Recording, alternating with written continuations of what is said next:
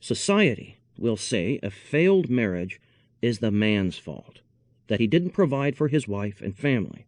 He wasn't enough of a man and father, not putting his wife and children first. But society fails to consider our side of the story. We are not perfect, nor were we the sole reason for the marriage ending. Before being married to my ex-wife, I didn't have many long-term relationships. The longest relationship I had before her was just under 6 months.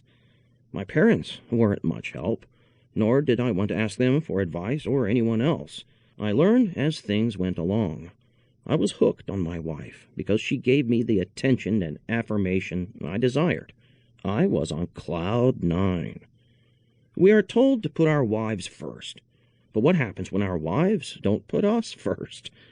Your wife may think she did, but in a twisted way to achieve what she wanted, finding several ways to show you how you were not enough. If I take care of my wife and focus on her, then she should do the same. This was how things were for us in the first few years of our marriage. I'm telling you all of this because going through my divorce motivated me to create this book. I wanted to share my experiences in the hopes of helping other men do the same and figure out if they should stay in their marriage or leave. I want to help you understand what you are going through, develop an outside-in perspective, find evidence, and gain enough wisdom of yourself to make that decision. My goal is to raise your awareness of yourself and your wife before you decide to divorce or not.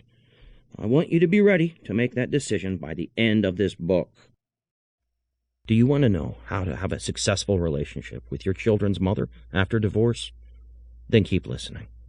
You're finally divorced, but you still have to be around your toxic ex because of the kids. She still finds a way to make things more complex and complicated for you because that's just how she is. You have to fight tooth and nail to spend more minutes, hours, and days with your kids. You have your good and bad days with her. Things may seem to be getting better between you over time. You can see yourself having a healthy co-parenting relationship while you work together to raise your kids. Your kids are getting used to having 2 homes as you cherish every moment with them. In surviving divorce with kids, you'll discover having this one thing will help you get through where you are now to the healthy co-parenting relationship that works best for you and your kids. There's still hope for you when you don't get your way from the divorce and after. The ways to raise happy children regardless of the relationship you have with your ex. Why using this particular phone app will smooth things out with your ex. How being this specific type of person will help you in the long run. Why you should consider using a particular type of service to develop a healthy co-parenting relationship with your ex, and much more. You don't need to have the perfect relationship with your ex for the kids to be happy. Life can be better for you after separation or divorce. Some couples aren't meant to stay together. Even dads with no parenting time will eventually get time with the kids. If you want to not just survive but thrive after your divorce, then you should listen to this audiobook. When do you know when you're ready to have another relationship? How long should you wait before you start dating after your divorce is final? Should I just pump and dump a few women before looking for a serious relationship? Is it better to stay single? Will I be able to find a woman who is good with my kids? As if dating by itself wasn't hard enough. You're divorced and have kids to think about. When you start dating and believe you found a woman you want to have a long-term relationship with, how will things go with the kids?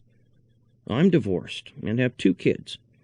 I want to eventually be in another relationship. I can't ignore the fact that the person I plan to be with needs to be good with my kids. No if, and, or buts about it. I'm not saying she has to be another mother to my kids. Still, she needs to respect that my kids mean the world to me, and I will not let any relationship come between us. Most importantly, I would let them know that they are the first priority. My girlfriend or anyone else won't come between my kids and me.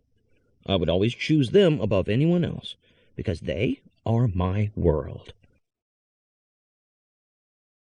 To keep listening to this audiobook, I've left you a link in the description so you can do it, at no cost thanks to Audible's 30-day free trial.